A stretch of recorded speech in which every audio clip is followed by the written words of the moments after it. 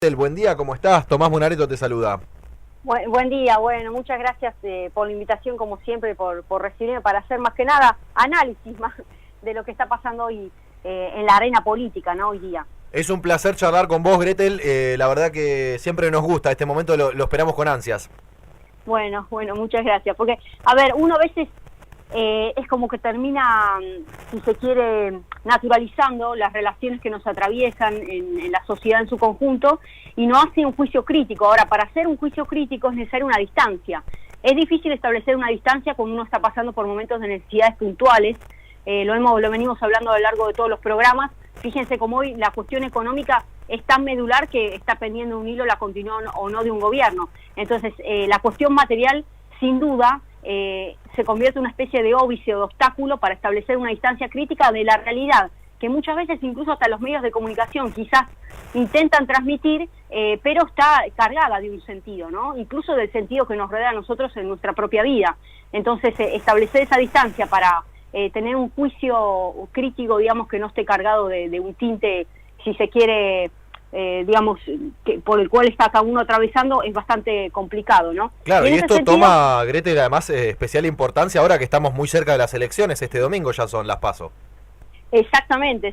Fíjense que una de las últimas encuestas, digamos, analizan cuál es la mayor preocupación que tienen los argentinos, y estamos hablando del orden de 43,2% el desempleo, inflación 33%, y recién después inseguridad con un 22,6%. El tema del desempleo es sustancial, el tema de la inflación es realmente acuciante.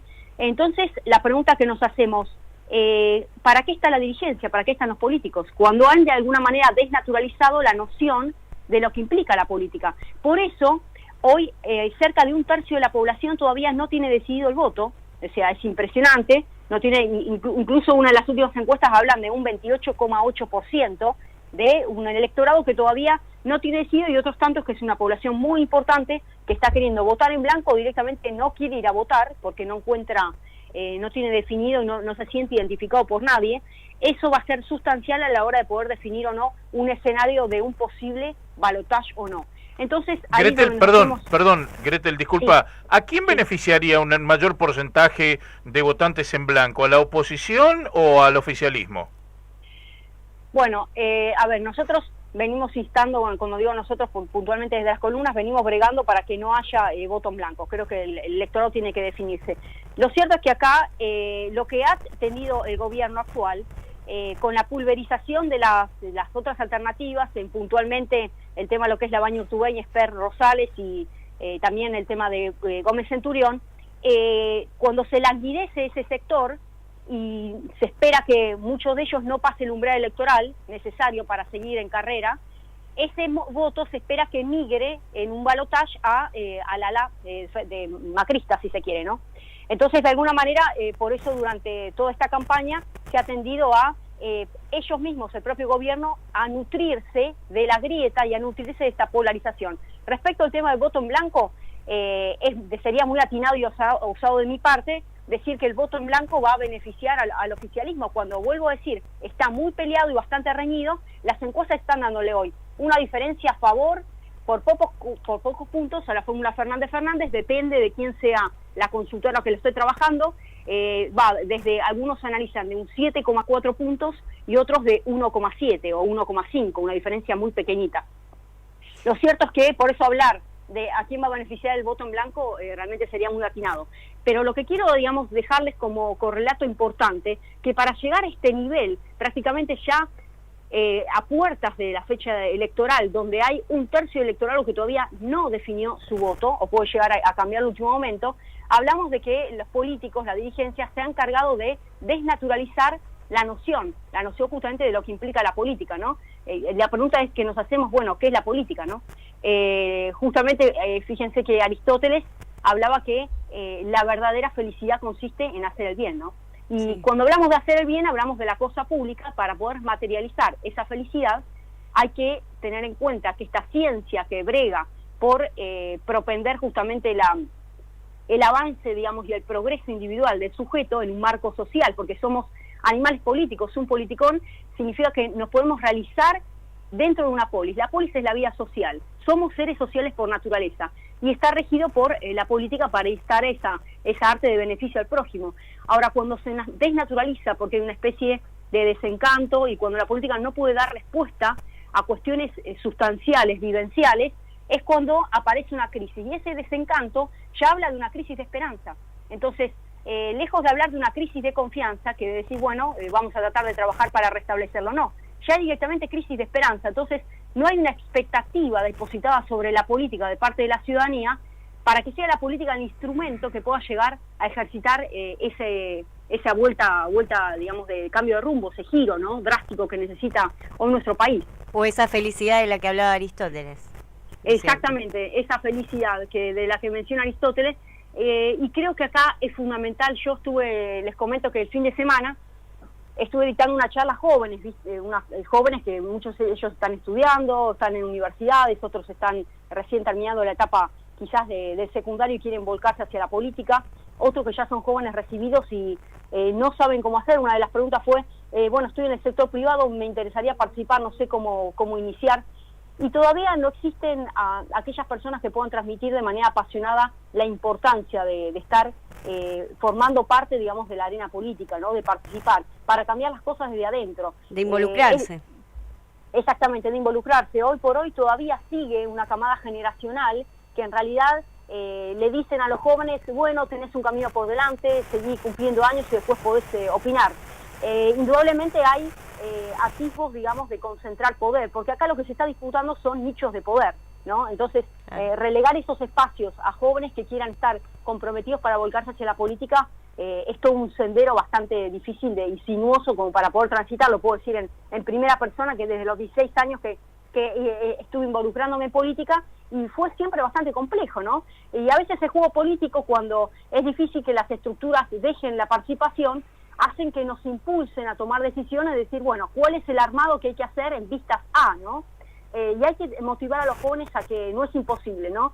Para poder retomar ese tipo de esperanza y poder valorizar la política y poder afrontar las decisiones que hoy parecieran disruptivas en una sociedad que parece apática, indiferente hacia lo que le sucede al otro. Se han desquebrajado los vínculos de solidaridad mecánica, orgánica, de convivencia, de integración social, de paz. Porque a mí lo que más me preocupa a todo esto, lo venimos hablando, es que si hoy tenemos un electorado, que tenemos un porcentual muy importante, algunas de las encuestas, por ejemplo, le dan a la fórmula Fernández un 40%, otros 42, 41, 37,6, por arriba de la fórmula Macri-Pichetto, la pregunta que nos hacemos es, en el posible caso en que ganara este gobierno en un balotaje, porque hay una migración de votos de aquellos sectores que quedaron desperdigados, ¿no? La gente de Utubey, gente de Esper Rosales, ¿se va a garantizar la gobernabilidad? Eso es lo que realmente tenemos que analizar, donde ya hoy por hoy la ciudadanía está literalmente particionada, está literalmente dividida. Entonces, en esta divisoria de aguas va a ser bastante complejo la convivencia. ¿Por qué?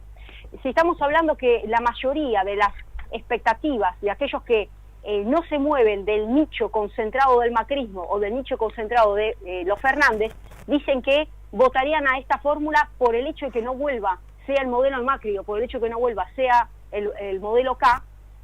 Estamos hablando de una situación enconada, estamos hablando de una situación que parecería no negociable y donde no hay posibilidades de diálogo, de consenso. Entonces, esa polarización y esa lucha encarnizada que se ve en el sector político ha bajado a la ciudadanía, a la sociedad, y por eso hoy habemos solamente dos alternativas.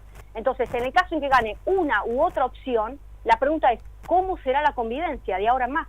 Gretel, mañana va a tomar estado parlamentario, más concretamente en la Cámara de Diputados, un proyecto de ley para que aquellas personas que estén involucradas en temas judiciales, ya no se habla de digamos, de una condena firme, sino que estén directamente involucradas en temas judiciales, no puedan ser candidatos. ¿Qué opinas al respecto? La verdad que yo soy una persona muy respetuosa de la justicia, y siempre que no exista, ustedes sabrán cuál es el principio del derecho penal, ¿no? Indubio pro reo. Sí. Siempre que no exista una condena firme, hay una presunta, digamos, se presume la inocencia de la persona que, por más que esté siendo procesada, es inocente. Hasta que la justicia no declare lo contrario, la persona es inocente. O sea, si no estamos haciendo un juicio, digamos, de manera anticipada, cuando la justicia no se expidió. ¿Pero esto no convierte a la política en nichos de impunidad también?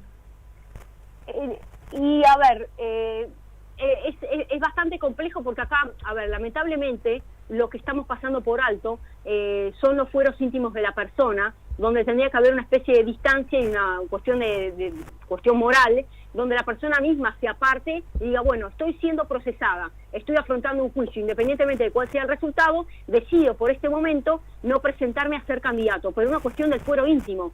Ahora, que se le prohíba a la persona participar y realizar una vida totalmente plena en todo el uso de sus derechos cuando no está declarado culpable, no está declarada, digamos, de manera con condena firme, no es cosa juzgada, es de alguna manera hacer un acto, digamos, prejudicial, ¿me explico? Estamos condicionando también los derechos de la persona. Lamentablemente tendrían que ser mucho más altas las varas internas, digamos, de las decisiones personales, de una cuestión moral, y ahí está también en la ciudadanía, a través de las elecciones, donde se le va a dar el voto de confianza o no, o de censura a la persona que se candidatea. Digo, en última instancia, el soberano es el que decide, va a elegir el pueblo.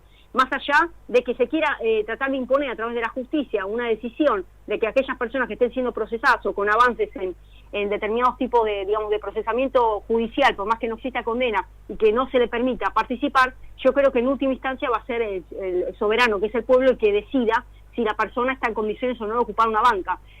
Pero estar prohibiéndolo de manera anticipada me parece que es una cuestión de estar juzgando de manera yendo contrario al derecho, me explico. Yo me estoy remitiendo a lo que dice la norma, lo que dice el Código Penal, es un sendero bastante delicado y lamentablemente no hay una alta vara de parte de la persona como para que se separe por decisión propia de esa, digamos, expectativa cuando está siendo procesado, pero desde la parte externa, desde la justicia, estar limitándolo a competir no me parece correcto cuando no hay cosa jugada, no está firme la sentencia.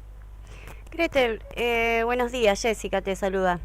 Buenos días. ¿Qué opinas del tuit? Hoy les contaba a mis compañeros a la mañana que el fin de semana estuve leyendo un tuit del presidente en donde decía que no hacían falta explicaciones ni argumentos y pedía que lo voten y hizo como una especie de campaña en las redes sociales.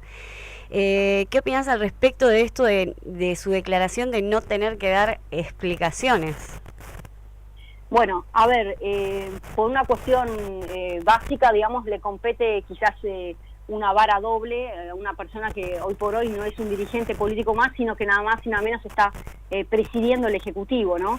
Está claro que los ojos de la ciudadanía están puestos con un doble juicio de valor, digamos, si se quiere, sobre aquella persona que está presidiendo el país. Creo que la transparencia en los actos públicos de gobierno son la carta y el pase de acceso hacia incluso la convalidación de una gestión. Entonces, el hecho de que una persona esté retaseando cierta información o no esté abriendo, digamos, el juego a todo tipo de pregunta-respuesta, digamos, de transparencia, de alguna manera morigeran el grado de credibilidad. Esto lo quiero decir no solamente respecto volvemos a la misma pregunta anterior, no esto le cabe solamente al presidente, obviamente con doble vara de juzgamiento por el hecho de ser presidente de la nación, sino a cualquier dirigente político, ¿no? Hoy la ciudadanía sopesa demasiado, y creo que eso es importante, el tema de la transparencia, el tema de la credibilidad, de cuál fue su recorrido en la política, es muy importante. Entonces, más allá de que se esté, digamos, contrariando, digamos, o viéndose de manera negativa si el presidente cómo se va a juzgar lo que dice, lo que no dice, en definitiva van a ser las urnas las que van a hablar de por sí solas, ¿no? Sea en el caso del presidente o sea el caso anterior de la pregunta que me han formulado ustedes. En definitiva, la ciudadanía hoy por hoy ha desarrollado un grado de madurez a la hora de toma de decisiones, ¿no? Y esto se va a ver en estas elecciones claramente. Excelente. Bueno, Gretel, te agradecemos muchísimo. Bueno, gracias a ustedes por la comunicación.